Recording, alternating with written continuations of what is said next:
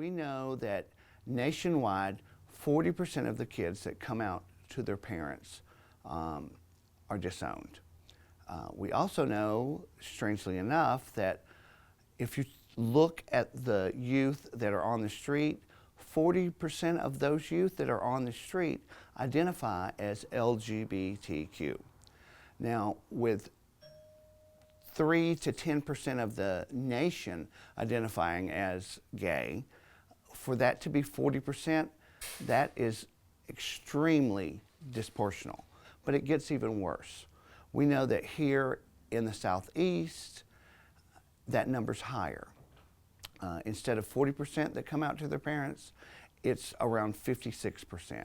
So they don't even have a 50-50 chance of being able to come out to their parents, be true to themselves about who they are, whether they're gay or lesbian or bisexual or transgendered, and get the support of their family and their churches.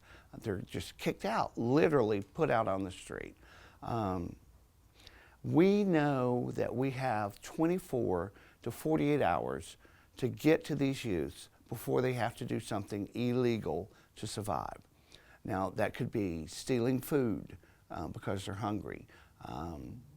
That could be selling of drugs or taking and self-medicating.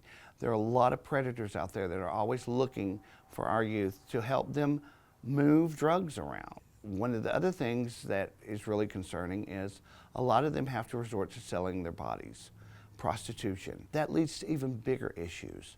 On any given night, my kids test at around 20 to 30% positive, HIV positive.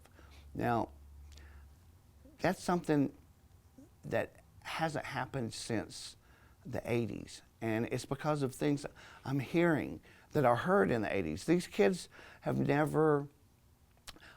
usually never lost someone to HIV, so they don't know that heartbreak. I'm hearing stuff like, I only slept with him, he doesn't look sick.